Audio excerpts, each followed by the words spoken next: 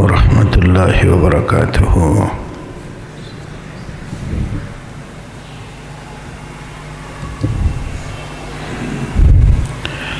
ان الحمد للہ نحمده ونستعینه ونستغفره ونعوذ باللہ من شرور انفسنا ومن سیئات اعمالنا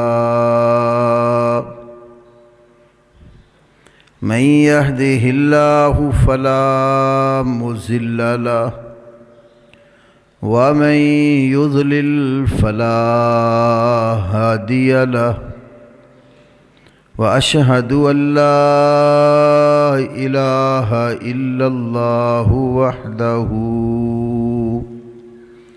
وحده لا شريك له وأشهد أن محمدًا عبده ورسوله أما بعد فأعوذ بالله السميع العليم من الشيطان الرجيم من همزه ونفخه ونفثه بسم اللہ الرحمن الرحیم وما ارسلنا من قبلك من رسول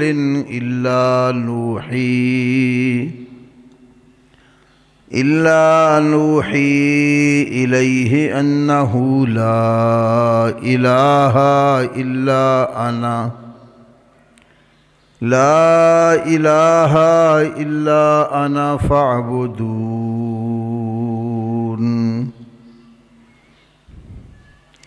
رب اشرح لی صدری ویسر لی امری واحلل عقدۃ من لسانی یفقہوا قولی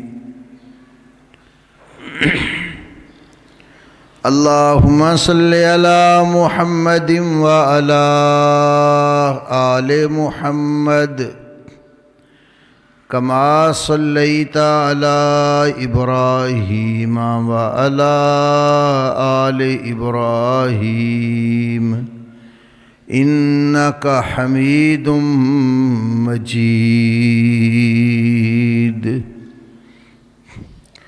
اللہم بارک علی محمد وعلی آل محمد کما بارکت علی ابراہیم وعلی آل ابراہیم انک حمید مجید۔ اللہ رب العالمین نے قرآن مقدس میں سورۃ الانبیاء کی آیت نمبر 25 میں ارشاد فرمایا، اور آپ سے پہلے جتنے بھی رسول ہم نے بھیجے ان کی طرف ہم نے یہ وحی کی کہ میرے سوا کوئی الہ نہیں ہے، تم میری ہی عبادت کرو۔ اللہ نے ہر نبی اور رسول کو جو بنیادی تعلیم دے کر بھیجا، اپنی اپنی امت تک پہنچانے کے لیے، اس تعلیم میں سب سے زیادہ نمایاں تعلیم وہ عقیدہ توحید کی تھی کہ انسانوں کے پیدا کرنے والے پروردگار سے روشناس کرایا جائے۔ اور انہیں یہ بتایا اور سمجھایا جائے کہ جس ہستی نے تمہیں پیدا کیا ہے، جو تمہاری روزی کا بندوبست کرتا ہے، اس کائنات کا مدبر اور منتظم اور ہر ایک چیز پر جو نگہبان ہے، وہ اکیلا اللہ ہی تمہاری تمام عبادتوں کا حقدار ہے۔ اللہ رب العالمین میں جس قدر بھی اوصاف پائے جاتے ہیں، جیسے وہ خود دائمی اور ہمیشگی والا ہے، ہمیشہ سے ہے اور ہمیشہ رہے گا، اسی طرح اس کی صفات بھی اس کے ساتھ ہمیشہ رہنے والی ہیں۔ اللہ کا کوئی وصف بھی عارضی نہیں ہے۔ کائنات عارضی ہے، ایک وقت تھا اس کا وجود نہیں تھا تو اللہ تعالی تھا، اس نے اس کا وجود بنایا اور وہ خود بھی موجود ہے اور موجود رہے گا۔ لیکن وجود جس جس چیز کو بخشا اس نے کسی کو بھی دوام نہیں رکھا۔ اللہ نے نبی علیہ السلام کو فرمایا کہ فَإِن مِتَّ فَهُمُ الْخَالِدُونَ، اگر آپ کو موت آ گئی تو کیا یہ لوگ دنیا میں ہمیشہ رہنے والے ہیں؟ کوئی بھی یہاں ہمیشہ رہنے والا نہیں ہے۔ جو پیدا ہوتا ہے وہ مرتا بھی ہے، جس کا میلاد ہے، پیدائش ہے، اس کی وفات بھی ہے، اور جو فوت ہو جاتا ہے وہ معبود بننے کے، الہ بننے کے قابل نہیں ہوتا۔ جس کی پیدائش ہوتی ہے تو پیدائش سے پہلے اس کا وجود نہیں ہوتا، وہ عدم سے وجود میں آتا ہے، پھر عارضی وجود پا کر کچھ عرصے بعد اس کا وجود آہستہ آہستہ ختم ہونا شروع ہو جاتا ہے۔ وہ جو زندگی کی بہاریں دیکھ چکا ہوتا ہے، پھر ایک وقت کے بعد دنیا کی اس کی زندگی جاتی رہتی ہے۔ اکیلا ہی دنیا میں آیا اور اکیلا ہی دنیا سے رخصت ہو جاتا ہے۔ بڑے بڑے اس کے محبدار بھی اس اکیلے ہی کو قبر میں اتار کے واپس آ جاتے ہیں، کوئی ساتھ لیٹنے کو تیار نہیں ہوتا۔ لیکن وہ شروع سے ہی اکیلا ہے، دنیا ختم ہو جائے گی وہ اکیلا ہی رہے گا۔ قُلْ هُوَ اللَّهُ أَحَدٌ، کہہ دیجئے وہ اللہ ایک ہے۔ اللہ الصمد، اللہ کسی کا محتاج نہیں ہے۔ ساری دنیا اللہ کی محتاج ہے، وہ کسی کا محتاج نہیں ہے۔ ہماری پیدائش بھی تو اللہ ہی کی محتاج تھی، اور پیدائش کے بعد ایام ہائے زندگی بھی اسی کے محتاج۔ ہمارا پروان چڑھنا، بڑا ہونا، جوان ہونا، جوانی کے بعد پھر ڈھل جانا، یہ سارا اللہ کا محتاج ہے۔ یا ایھا الناس انتم الفقراء الی اللہ۔ سورہ فاطر میں فرمایا اے سب انسانوں، انتم الفقراء الی اللہ، تم سارے اللہ کے محتاج اور فقیر ہو۔ غنی اللہ ہے، اللہ تعالی اکیلا ہے شروع سے ہی، اس کا کوئی ساتھی نہیں ہے جو اس کا برابر کا یا جوڑ کا ہو، اس کی کوئی اولاد نہیں ہے جو اس سے پیدا ہوئی ہو، اس کے کوئی ماں باپ نہیں ہے جن سے اس نے جنم لیا ہو۔ اس لیے کہ جنم لینا یہ کمزوری کی علامت ہے، پیدا ہونا کمزوری کی علامت ہے۔ آپ انسان کو دیکھیں، جب اس کی ولادت کا پروسیس شروع ہوتا ہے تو اس کو جنم دینے والی ماں کتنی کمزوریوں سے گزرتی ہے۔ حملتہ امہ وہنن علی وہن، قرآن کہتا ہے اس کی ماں نے اس کو اپنے پیٹ میں کمزوری در کمزوری کی صورت میں اٹھائے رکھا، اور جب وہ بچہ جنم دینے کے قریب ہوتی ہے انتہائی کمزور ہو جاتی ہے۔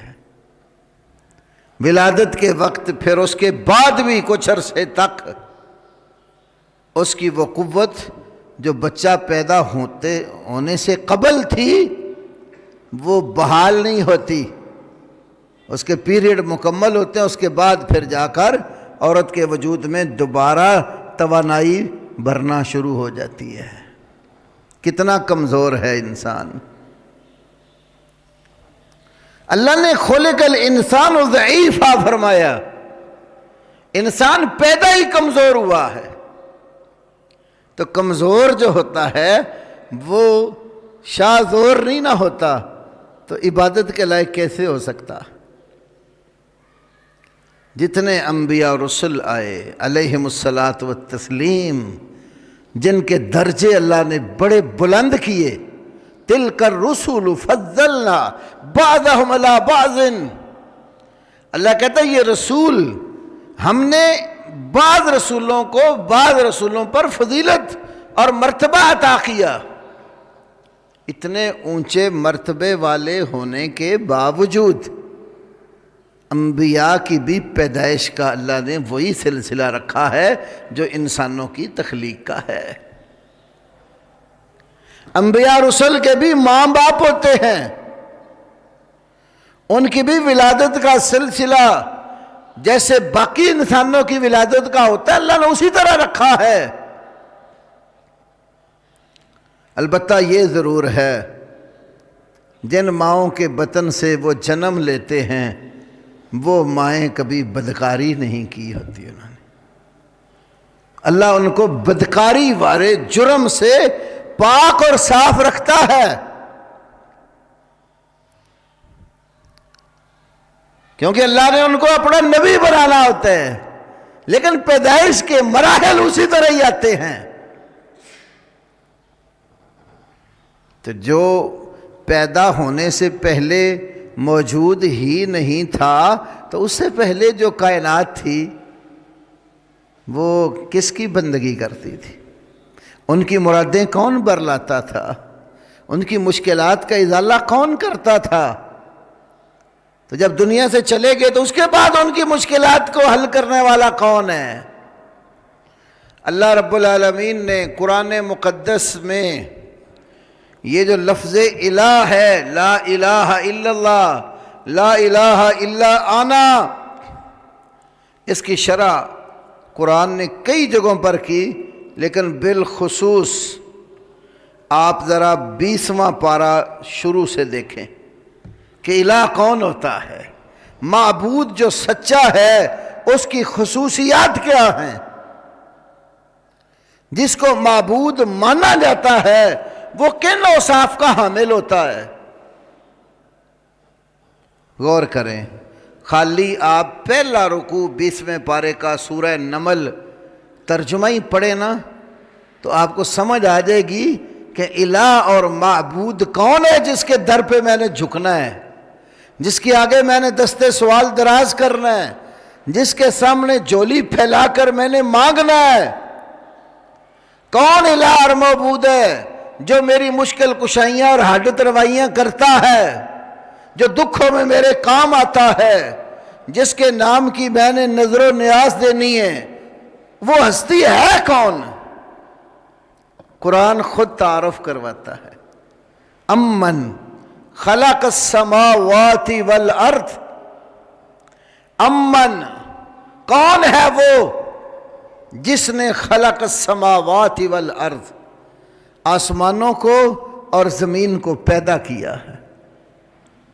اس سے پچھلی آیت میں فرمایا قل الحمد للہ، کہہ دیجئے ساری تعریف اللہ ہی کی ہے، وسلام علی عبادہ الذین اصطفیٰ، اللہ کے ان بندوں پر سلام ہو جن کا چناؤ اس نے کیا۔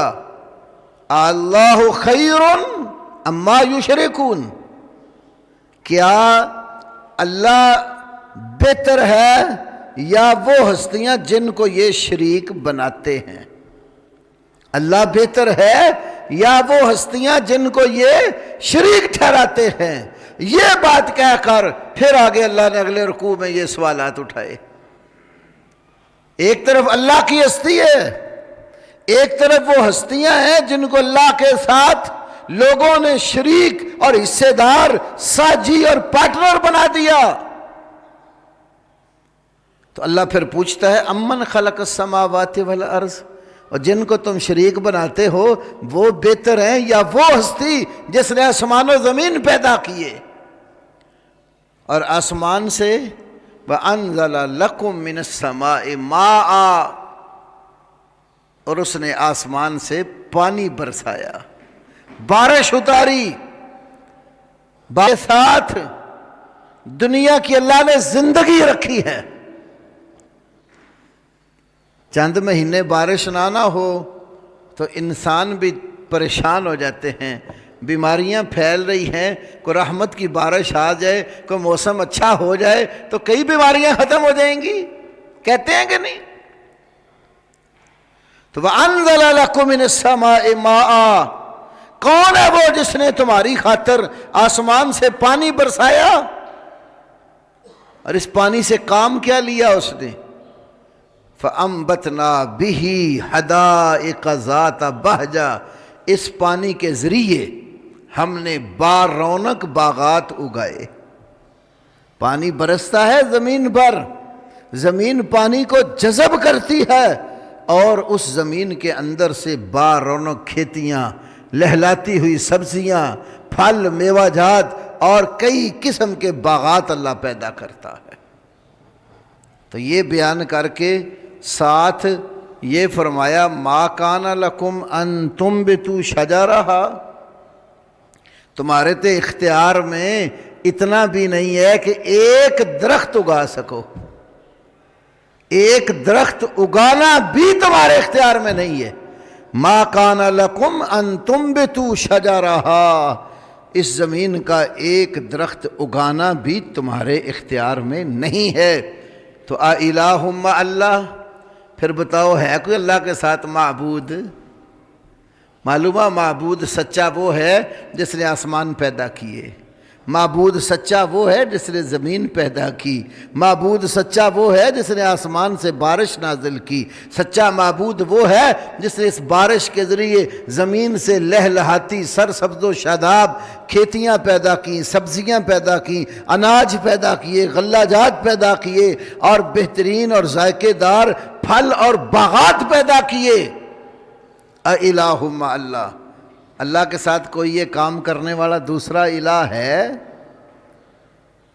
تو اللہ کہتے ہیں بل ہم قوم یعدلون، بلکہ یہ ایک ایسی قوم ہے جو رائے راست سے ہٹ جاتے ہیں، رب کو چھوڑ کر اوروں کے در پر جھکنے لگ جاتے ہیں، اللہ کے ساتھ اللہ کی مخلوق کو برابر کرنے لگ جاتے ہیں، جو کام اللہ کرتا ہے وہ کام اللہ کے بندوں کی طرف منسوب کرنے لگ جاتے ہیں۔ یعدلون، اس کے دو معنی ہیں، ایک ہے اللہ کے ساتھ مخلوق کو برابر کرنا، ایک معنی ہے سیدھے راستے سے ہٹ جانا، عدول عن الحق، راہ راست سے مڑ جانا۔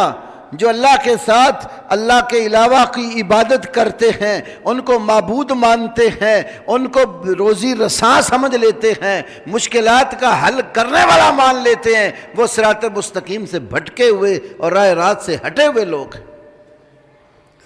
دوسری آیت میں پھر فرمایا امن جعل الارض قرارا، کیا وہ بہتر ہیں جن کو اللہ کے ساتھ تم شریک بناتے ہو، یا وہ بہتر ہے جس نے زمین کو قرار گاہ بنایا، ٹھہرنے کی جگہ بنایا۔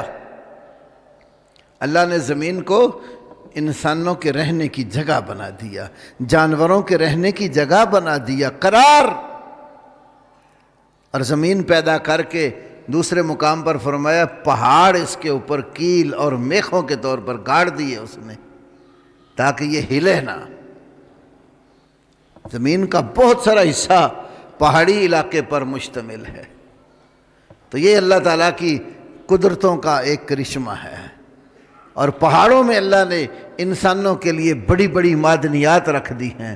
کسی پہاڑ سے سونا نکل رہا ہے، کہیں سے لوہا نکل رہا ہے، کہیں سے کوئلہ نکل رہا ہے، کہیں سے گیس پیدا ہو رہی ہے، کہیں کسی زمین سے تیل برآمد ہو رہا ہے۔ یہ ساری معدنیات اس زمین کے اندر رکھنے والا کون ہے؟ امن جعل الارض قرارا، کون ہے وہ ہستی جس نے زمین کو ٹھہرنے کی جگہ بنایا، وجعل خلالها انہارا، اور اس زمین کے اندر جس نے نہریں جاری کر دی، کون ہے وہ؟ وجعل لها رواسی، اور زمین کے لیے اس نے رواسی بڑے بڑے پہاڑ بنا دیے۔ پھر ایک اور کمال کی بات ہے وجعل بین البحرین حاجزا، اللہ وہ ہے جس نے دو پانیوں کے، دو سمندروں کے درمیان آڑ رکھ دیے، ایک ہی سطح پر دونوں پانی چلتے ہیں، ایک طرف میٹھا ہے اور ایک طرف کڑوا ہے، میٹھے کو کڑوے میں اور کڑوے کو میٹھے میں مکس نہیں ہونے دیتا۔ یہ تو اللہ نے ایک دو سمندروں کی بات کی، ایک ہی آج دنیا میں موجود ہے، نیٹ پر اس کی ویڈیو بھی موجود ہے، دونوں پانی ایک سطح پر چل رہے ہیں، آپ کو بیچ میں کوئی دیوار دکھائی نہیں دیتی۔ مجال ہے میٹھا پانی کڑوے میں اور کڑوا میٹھے میں مکس ہو، ایک ہی سطح پہ چل رہے۔ تو اگر وہاں نہیں تو آپ اپنے یہاں جس زمین پہ بستے ہو اس کا بھی مشاہدہ کر سکتے۔ زمین کے نیچے پانی ہے، بور کرتے ہیں تو پانی آتا ہے نا، زمین کے نیچے پانی ہے، یہی زمین ہے۔ آپ اس کو تھوڑا سا کم کھودتے ہیں، 70-80 فٹ پر یہاں پانی بدبودار آتا ہے، گہرائی میں چلے جاؤ 300-400 فٹ پر اسی زمین کے نیچے سے میٹھا پانی آ رہا ہے۔ کون ہے وہ جو میٹھے اور کھارے کو ملنے نہیں دیتا؟ اسی ایک ہی مٹی میں، ایک ہی جگہ پر آپ دیکھ لیں، اوپر والی سطح پر پانی اور نوعیت کا ہے، گہرا بور کرتے ہو تو پانی اور نوعیت کا ہے۔ کون ہے وہ جو ان کو آپس میں مکس نہیں ہونے دیتا؟ تو اللہ پھر کہتا اِلٰہٌ مع اللہ، کیا اللہ کے ساتھ ہے کوئی دوسرا الہ اور معبود جس کے یہ کام ہو، جو میٹھے کو کھارے میں اور کھارے کو میٹھے کے ساتھ ملنے نہ دے؟ جتنے بڑے بڑے لوگ سمجھے جاتے ہیں کہ یہ ہماری مشکل حل کر لیتے ہیں، تو آپ ذرا میٹھا اور سادہ پانی مکس کر کے ٹب بھر کے آگے رکھ دیں، چلو حضرت جی پھر آپ میٹھا علیحدہ کر دو اور سادہ علیحدہ نکال دو۔ ایک چھوٹے سے گلاس میں سے بھی مکس شدہ پانی جدا جدا کرنے کی ہمت نہیں رکھتے۔ اور اللہ جس نے اتنا بڑا سمندر بنایا ہے، اتنی بڑی زمین ہے اور اس کے نیچے پانی ہے، زمین کے اوپر بھی پانی ہے، اور اس کی کمال قدرت نہیں ہے کہ کسی کو آپس میں ملنے ہی نہیں دیتا؟ تو الہ تو وہ ہوتا ہے جس کی یہ خوبیاں ہوں، لیکن یہ باتیں سب لوگ نہیں جانتے، بل اکثرہم لا یعلمون، بلکہ اکثریت ان انسانوں کی لا یعلمون، نہیں جانتے، کم لوگ اس کو سمجھتے، اکثریت قرآن کہہ رہا نہیں جانتی۔ آج اکثریت کا نام اگر میں جمہوریت کروں تو غلط نہیں ہوگا، ہمارے یہاں یہی ہے نا، جمہوریت کا تصور، اکثریت، جدھر لوگ زیادہ ہوں وہ اکثریت ہے، وہ جمہوریت ہے، ان کی بات چلے گی۔ قرآن یہ سبق نہیں دیتا، قرآن کہتا ہے بات اللہ کی چلے گی، بات اللہ کے پیغمبر کی چلے گی، اکثریت خواہ اس کے حق میں ہو یا نہ ہو۔ ہمارا نظام بھی سارا ایسا ہی ہے، مسلمانوں کے ملکوں میں بھی کافروں کے نظام گھسے ہوئے ہیں، بندوں کی ویلیو نہیں دیکھتے، بندوں کی گنتی کرتے ہیں۔ 100 ولی اللہ ایک طرف ہوں اور 101 چوڑا ایک طرف ہو تو آپ کا قانون یہ کہتا ہے ان کو حکومت ملے گی، جن کے پاس 101 ہیں۔ اس نظام میں یہ چیز ہی نہیں ہے جو انگریز نے آپ پر مسلط کیا ہوا ہے، وہ تو بندوں کو دیکھتے، بلکہ بے نظیر کے دور میں تو عیسائیوں کو ڈبل ووٹ ڈالنے کی اجازت تھی، وہ اپنی برادری کو بھی ڈال رہا ہے اور مسلمان برادری کو بھی ڈال رہا ہے۔ تو اکثریت کسی دور میں بھی حق پر نہیں رہی، یہ قرآن کا فیصلہ ہے۔ وَأَكْثَرُهُمْ لَا يَعْلَمُونَ أَكْثَرُهُمْ لَا يَعْقِلُونَ وَإِن تُطِعْ أَكْثَرَ مَنْ فِي الْأَرْضِ يُضِلُّوكَ عَنْ سَبِيلِ اللَّهِ، اللہ اپنے نبی سے کہتا ہے اگر تو اکثریت کے پیچھے لگ جائے گا یہ تجھے سیدھے راستے سے ہٹا دیں گے۔ اور تھوڑوں کی قرآن تعریف کرتا ہے، قلیل من عبادی الشکور، میرے بندوں میں شکر کرنے والے تھوڑے ہیں۔ تو اس لیے اپنے تمام مسائل میں لوگوں کی قلت و کثرت کو مت دیکھو، اللہ کی وحی کو دیکھو، رب کے قرآن کو دیکھو، رسول اللہ صلی اللہ علیہ وسلم کی سنت اور حدیث اور آپ کی سیرت کو دیکھو۔ نبی کی سیرت اور اللہ کا قرآن یہ حق کا معیار ہے۔ قرآن بتاتا ہے، سورہ محمد صلی اللہ علیہ وسلم، اللہ رب العالمین نے رسول اللہ صلی اللہ علیہ وسلم کے مبارک نام پر قرآن حکیم میں پوری ایک سورت رکھ دی جس کا نام ہے سورہ محمد۔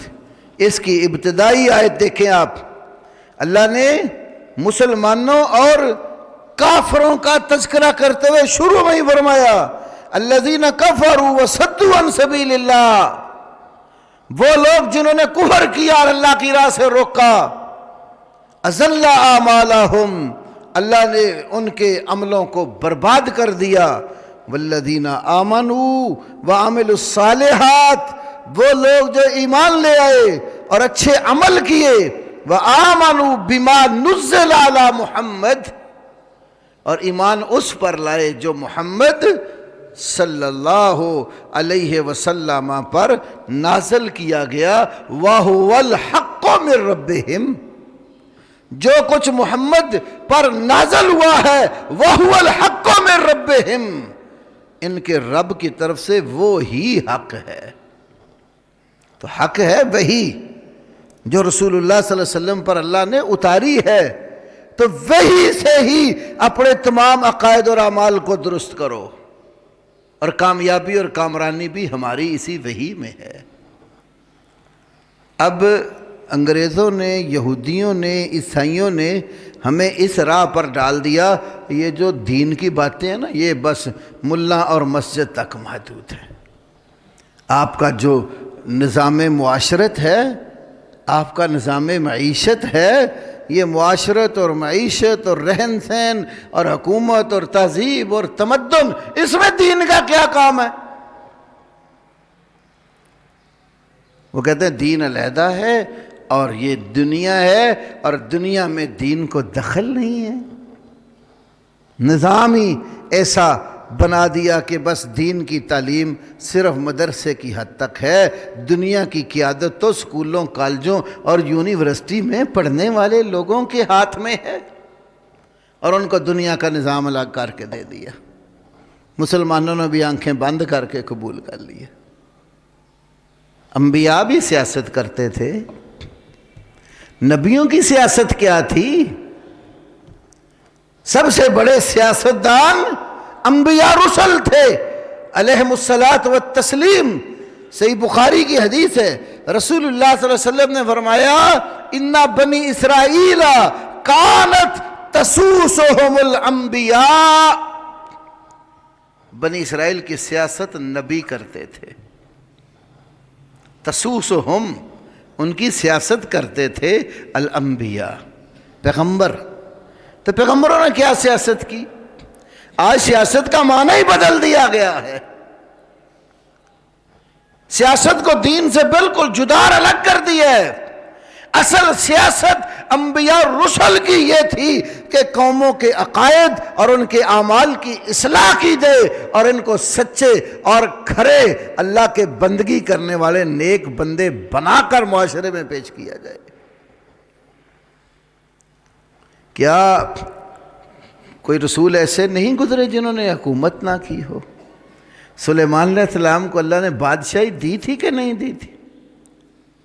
اللہ نے سلیمان علیہ السلام کی بادشاہی اور انبیاء رسل جو بنی اسرائیل کو عطا کیے ان کو بطور احسان ذکر کیا ہے قرآن میں۔ نبی علیہ السلام نے حکومت نہیں کی، خلفائے راشدین نے حکومت نہیں کی۔ خلافت کا دور جب تک رہا، کیا مسلمان علماء، فقہا، محدثین حکومتیں نہیں کرتے آئے؟ ان حکومتوں میں کیا پڑھایا جاتا تھا؟ کیا نصاب تعلیم تھا؟ وہ ان کا نصاب جو تھا سب سے پہلے اللہ کا تعارف کراتا تھا، اللہ کی توحید سکھاتا تھا۔ وہ نصاب کتاب و سنت تھا جو بادشاہ بھی پڑھتے تھے اور ان کی اولادیں بھی پڑھتی تھی، اور انہی مدارس کے اندر ہی یہ ساری تعلیم ہوتی تھی۔ آپ انگریز کے دور سے، برطانوی راج سے قبل کی مسلمانوں کی ہسٹری پڑھ کے دیکھ لیں، کہیں آپ کو الگ سکول کا اور مدرسے کا تصور نہیں ملے گا۔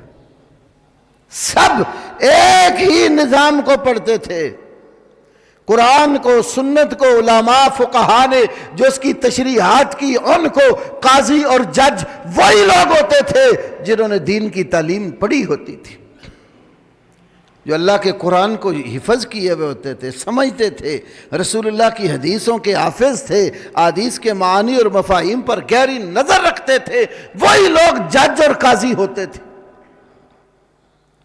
اور ان کے سامنے جب فیصلے آتے تھے تو وہ پھر کسی حکمران کو بھی نہیں دیکھتے تھے، نہ عوام کو، عدل اور انصاف پر فیصلے کرتے تھے۔ مسلمانوں سے دین رخصت ہوا، نہ رب کی پہچان رہی، نہ اللہ کے پیغمبر کی پہچان رہی، نہ مسلمانوں کی آپس میں ایک دوسرے کے ساتھ جو اسلام کے نام پر رشتہ داری ہے اس کی پہچان رہی۔ ہم مسلمانوں کے ساتھ رشتہ گانٹھنے کی بجائے یہودیوں اور عیسائیوں سے تعلق ہموار کرنے کو بہتری سمجھتے۔ جو بھی حکمران بنتا ہے پہلا دورہ ہی اس کا امریکہ اور یورپ کا ہوتا ہے، اس کو اپنی حکومت قائم رکھنے کے لیے یہودی اور عیسائی نظر آتے۔ رسول اللہ صلی اللہ علیہ وسلم نے اور اللہ کے قرآن نے تو یہ تعلیم نہیں دی، اور یہ میں سمجھتا ہوں سارے کا سارا نظام جو خراب ہے یہ عقیدہ توحید سے غفلت کا نتیجہ ہے۔ جس کا اللہ کی توحید پر ایمان ہوتا ہے وہ دنیا کے کسی کافر سے نہیں ڈرتا، وہ بے سر و سامان بھی ہو تو اللہ کے لیے کھڑا رہتا، اس کے دنیا میں قائم رہنے کی صورت اپنے پروردگار کے اوپر ایمان ہوتا۔ تو اللہ کہتا ہے اکثرہم لا یعلمون، سارا کچھ تو کرنے والا میں ہوں لیکن اکثر لوگ جانتے نہیں ہیں۔ پھر ایک اور بات کہی تیسرے نمبر پر، یہ بھی بڑی کمال کی بات ہے، جب بندہ دکھوں میں پھنسا ہوا ہو نا، پریشانیوں میں ڈوبا ہوا ہو، تو عام آج کل کے حالات میں بھی ہم دیکھتے ہیں جو کسی کو کوئی راستہ بتاتا ہے کہ جاؤ فلاں جگہ پر ماتھا ٹیک دو، فلاں جگہ پر نظر مان آؤ تمہاری مشکل حل ہوگی، کمزور ایمان والا بھاگا چلا جاتا۔ بھئی کبھی قرآن سے بھی پوچھا ہے بے چین ہو جائیں، مضطر ہو جائیں، لاچار ہو جائیں، کوئی چارہ باقی نہ رہے، کوئی دنیا کا سبب تمہارا ساتھ نہ دیتا ہو، انتہائی طبیعت میں ہجانی کیفیت پیدا ہو گئی ہے، آپ کا دل مضطرب اور پریشان ہے، تو آپ کی پریشانی کو دور کر کے آپ کے دلوں کو سکون اطمینان دینے والا کون ہے؟ اگلی آیت میں فرمایا 62 نمبر آیت سورہ نمل کی، اَمَّن يُجِيبُ الْمُضْطَرَّ اِذَا دَعَاهُ، مضطر، لاچار، پریشان حال، ضرر اور دکھ والا، تکلیف والا، مشکل میں پھنسا ہوا، اَمَّن يُجِيبُ الْمُضْطَرَّ اِذَا دَعَاهُ، مضطر، پریشان حال، مشکل میں ڈوبا ہوا جب پکارتا ہے تو اس کی مشکل کو حل کرنے والا اور اس کی پکار کو قبول کرنے والا کون ہے؟ یہ اللہ کا سوال ہے۔ اَمَّن يُجِيبُ الْمُضْطَرَّ اِذَا دَعَاهُ، مضطر آدمی، پریشان آدمی، دکھوں کا مارا ہوا آدمی جب پکارتا ہے تو اس کی پکار کو قبول کون کرتا ہے؟ وَيَكْشِفُ السُّوءَ، اس کی تکلیف دور کون کرتا ہے؟ یکشف، کھولتا ہے، دور کرتا ہے، السوء، اس کی بدحالی کو، اس کی تکلیف کو، اس کی مشکل کو، اس کے ضرر کو، دکھ کو کون دور کرتا ہے؟ وَيَجْعَلُكُمْ خُلَفَاءَ الْأَرْضِ، یہ زمین کے اوپر تمہیں خلیفے اور جانشین کون بناتا ہے؟ تم فوت ہو جاتے ہو، تمہارا جانشین تمہارا بیٹا بن جاتا ہے، وہ فوت ہوتا ہے، اس کا جانشین اس کے پیچھے آ جاتا ہے، ہر کوئی انسان مرتا ہے تو پیچھے اس کے جانشین آتے ہیں کہ نہیں؟ تو اللہ کہتا ہے یہ جانشینی کون دیتا ہے؟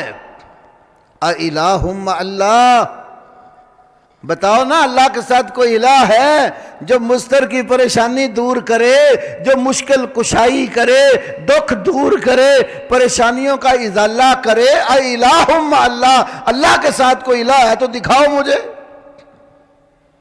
اتنا واضح قرآن کا فیصلہ ہونے کے باوجود بھی مشکل آئے تو ہم اللہ کو اتنا نہیں پکارتے جتنا اللہ کی مخلوق کو پکارتے ہیں۔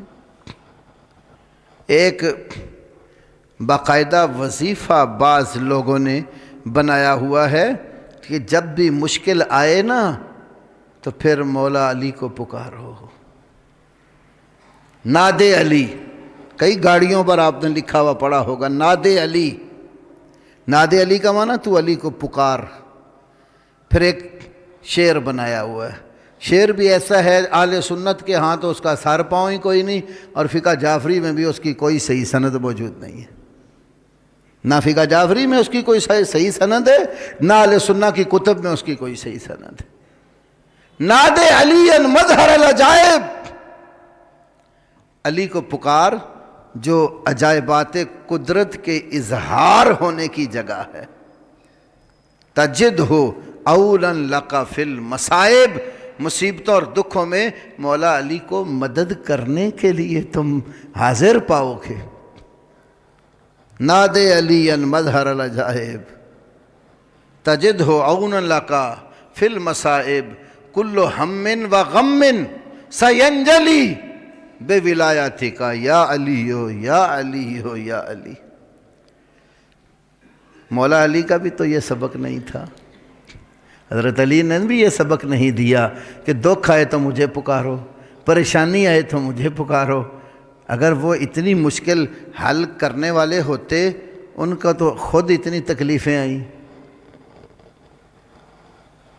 ابن ملجم نے جب وار کیا تو جو مشکلیں حل کرنے والا ہو اس پر دشمن کا وار کارگر ہو سکتا ہے؟ یہ عقیدہ ہمیں اللہ کے رسول نے سکھایا ہے صلی اللہ علیہ وسلم۔ دشمن سر پر تلوار لے کر بھی کھڑا ہو جائے اور تمہارا عقیدہ خراب کرنے کے لیے تمہیں کہے کہ تمہیں میرے سوا بچائے گا کون؟ تلوار کے سائے طلبی اللہ ہی کو پکارنا ہے۔ صحیح بخاری کی حدیث ہے، رسول اللہ صلی اللہ علیہ وسلم ایک جنگ سے واپس پلٹے تو راستے میں آرام کے لیے صحابہ بھی تھے، مختلف جگہوں کو سایہ دار درخت دیکھ کر لیٹ گئے۔ ایک درخت کے نیچے اللہ کے نبی لیٹے، اپنی تلوار کو درخت کے ساتھ لٹکایا اور نیچے آپ آرام کرنے لگ گئے۔ تو آپ سو رہے تھے تو اچانک ایک دشمن آ گیا اور آتے ہی اس نے آپ کی تلوار ہاتھ میں لے لی۔ اب تلوار ہاتھ میں پکڑ کر ہمارے نبی محمد صلی اللہ علیہ وسلم کو کہتا ہے من یمنعک منی، من یمنعک منی، تمہیں میری تلوار کے وار سے کون بچائے گا؟ اب رسول اللہ کے پاس کوئی اسلحہ نہیں ہے، آپ کی تلوار تو دشمن نے تھام لی ہے، تو کیا آپ نے یہ کہا کہ میرے پاس مولا علی ہیں وہ ابھی آ جاتے ہیں؟ یا یہ کہا کہ میں ابراہیم و اسماعیل و اسحاق، یعقوب و یوسف، موسیٰ و عیسیٰ کو بلاتا ہوں مدد کے لیے؟ کہتے ہیں من یمنعک منی، مجھ سے تمہیں کون بچائے گا؟ ہمارے نبی محمد صلی اللہ علیہ وسلم جو توحید کے سب سے بڑے علمبردار تھے، آپ کی زبان مقدس پر ایک ہی لفظ آیا، اللہ، تیرے وار سے مجھے بچانے والا میرا اللہ ہے۔ اللہ کا نام آیا، اس دشمن کے ہاتھ سے تلوار گر گئی۔ آپ نے اپنی تلوار پکڑ کر بتا تمہیں کون بچائے گا؟ اب وہ تھا نا کئی الہوں کو پوجنے والا، کئی مشکل کشاؤں کے نام کی دہائی دینے والا، ایک اللہ کو ماننے والا نہیں تھا، معذرت اور معافی مانگنے لگ گیا۔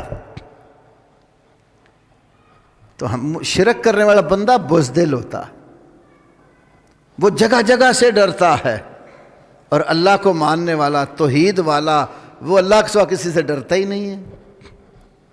اور جو اللہ کے سوا کسی سے ڈرتا نہیں ہے وہ ہر میدان میں کھڑا ہو جاتا ہے، اس کو لوگوں کی اکثریت کچھ نہیں ڈرا سکتی، وہ تعداد میں دشمن سے کئی گنا کم ہو، میدان میں کھڑے ہو کے لڑتے ہیں اللہ کے سہارے، 313 ہو مقابلے میں 1000 کا لشکر ہو، انہیں کوئی ڈر نہیں ہوتا دشمن کا، وہ اللہ کی مدد کے سارے بے سر و سامان بھی میدان میں کھڑے ہوتے۔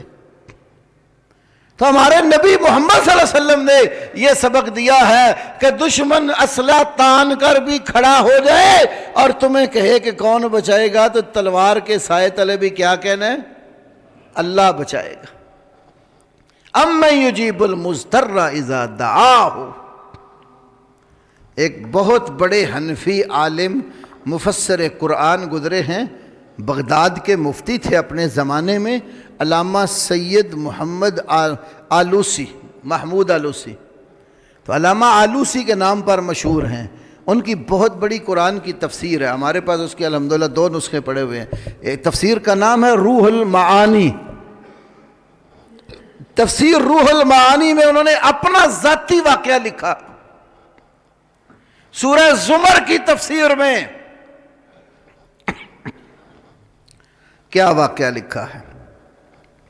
انہوں نے ایک بندے کو سنا، وہ بندہ اللہ تعالیٰ کے سوا اللہ کے بندوں کو، نیک لوگوں کو مدد کے لیے پکار رہا ہے،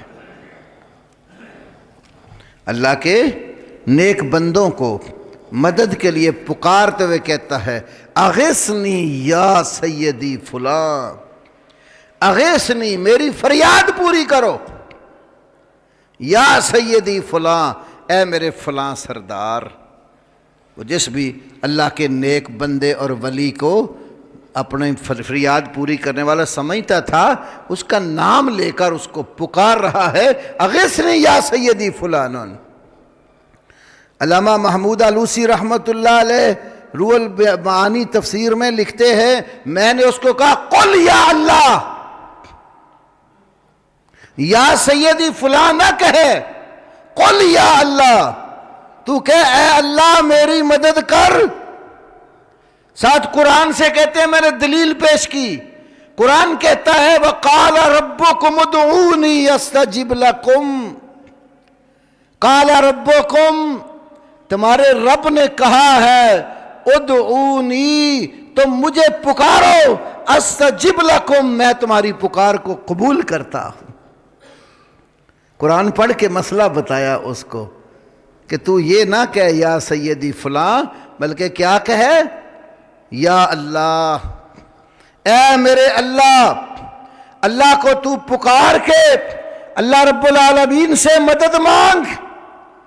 پھر وہ کہتے ہیں کچھ ہی دن گزرے نا تو میں نے یہ سنا وہ لوگوں سے میرے بارے میں کہہ رہا ہے، حالانکہ وہ خود حنفی عالم تھے، بغداد کے مفتی تھے، تو کہتے ہیں وہ جاہل بندہ لوگوں کو میرے بارے میں کہہ رہا تھا فلان منکر الاولیاء، یہ فلانا جو عالم ہے نا مفتی بغداد کا بنا پھرتا ہے، یہ ولیوں کو مانتا ہی نہیں ہے، منکر ہے ولیوں کا۔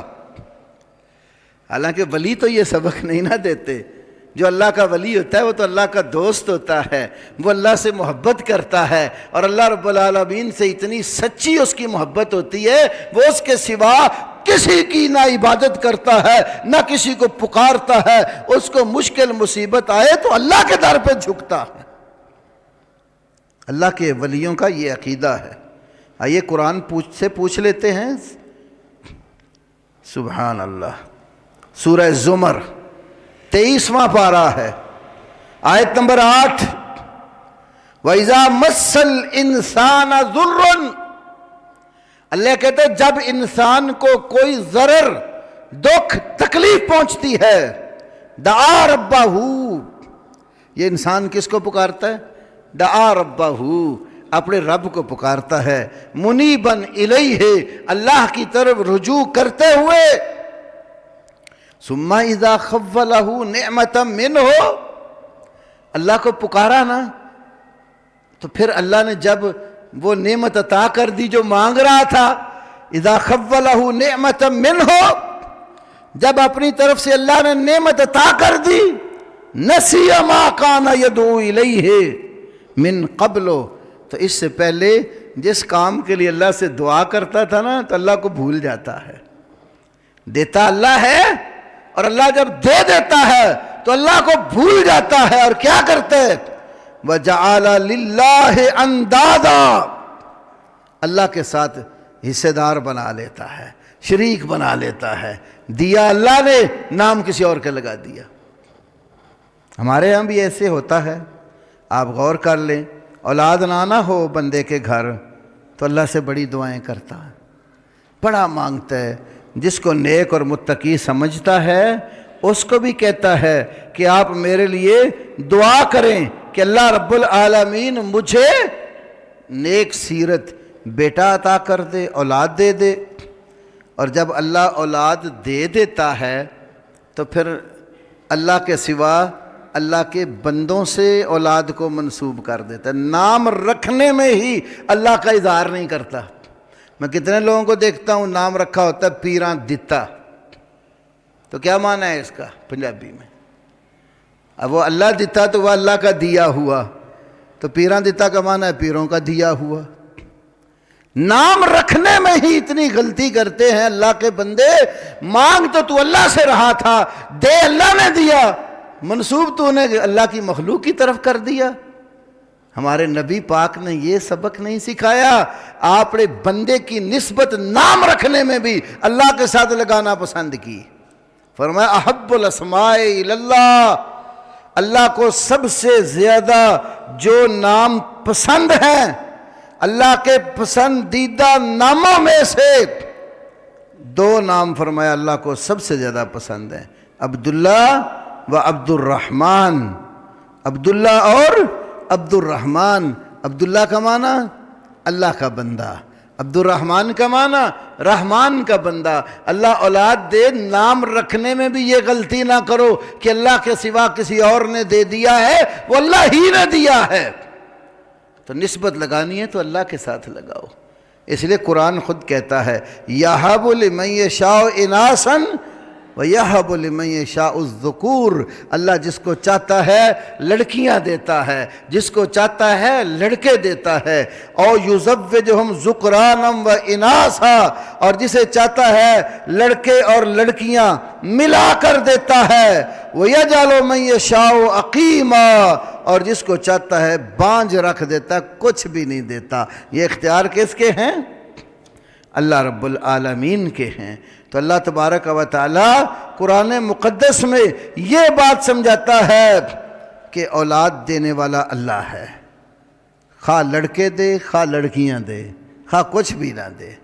کسی کو صرف لڑکے دیتا ہے، ابراہیم علیہ السلام کو بیٹے عطا کیے، یعقوب علیہ السلام کو بیٹے عطا کیے، کسی کو لڑکیاں دیتا ہے، شعیب علیہ السلام کو بیٹیوں کی نعموں سے مالا مال کیا، اور کسی کو بیٹے اور بیٹیاں ملا کے دیتا ہے۔ ہمارے نبی محمد کریم صلی اللہ علیہ وسلم کو اللہ نے بیٹے بھی عطا فرمائے اور بیٹیاں بھی عطا کیں۔ تو یہ تو اللہ تعالیٰ کا وصف ہے۔ اسی لیے اللہ سورہ زمر میں نبی کریم صلی اللہ علیہ وسلم اور آپ سے پہلے جتنے نبی اور رسول آئے سب کے بارے میں کہتا ہے۔ 65 نمبر آیت ہے، وَلَقَدْ أُوحِيَ إِلَيْكَ، اور یقیناً تیری طرف وحی کی گئی ہے، وَإِلَى الَّذِينَ مِن قَبْلِكَ، ان لوگوں کی طرف بھی وحی کی گئی جو آپ سے پہلے آئے ہیں۔ کیا وحی کی؟ لَإِنْ أَشْرَكْتَ لَيَحْبَطَنَّ عَمَلُكَ، البتہ اگر تم نے بھی شرک کیا تو تمہارے عمل بھی ضائع اور برباد ہو جائیں گے، وَلَتَكُونَنَّ مِنَ الْخَاسِرِينَ، اور آپ ضرور بالضرور خسارہ پانے والوں میں سے ہو جائیں گے۔ حالانکہ پیغمبر تو شرک نہیں نہ کرتا، پیغمبر سے شرک صادر نہیں ہوتا، اللہ اس کی حفاظت کرتا ہے۔ یہ لوگوں کو مسئلہ سمجھانے کے لیے اللہ نے بتا دیا ہے کہ اللہ کا کوئی برگزیدہ نبی بھی ہونا تو وہ اللہ تعالیٰ کے ساتھ بالفرض کسی کو شریک بنا دے، اللہ اس کے عمل بھی برباد کر دے گا۔ شرک کے ہوتے ہوئے کوئی عمل اللہ کے ہاں قبول تو اس لیے اللہ رب العالمین کی پہچان کیجئے، پروردگار کا جس کو تعارف نہیں ہے نا اس کو تعارف پیدا کرنا چاہیے، کیونکہ اللہ احکم الحاکمین واحد ایسی ہستی ہیں جو ہماری تمام عبادات کا مرجع اور منبع ہے۔ ہمیں صرف ایک اللہ کی عبادت کرنی ہے، دعا مانگنی ہے تو اللہ تعالیٰ سے مانگنی ہے، کوئی منت ماننی ہے اللہ کے نام کی ماننی ہے، اولاد نہیں ہے اللہ سے مانگنی ہے، آپ کو روزی کی قلت اور تنگی ہے پروردگار سے مانگیے، آپ کو کوئی مشکل مصیبت آ گئی ہے اس کے حل کے لیے ندا دینی ہے، اپنے رب کے آگے ہاتھ پھیلا کر جولی پھیلا کر پروردگار سے مانگیے، کیونکہ وہ تو بلا بلا کے کہتا ہے نبّ عبادی انی انا الغفور الرحیم، اللہ کہتا ہے میرے بندوں کو خبر دے دیجئے میں بہت زیادہ بخشنے والا نہایت مہربان ہوں۔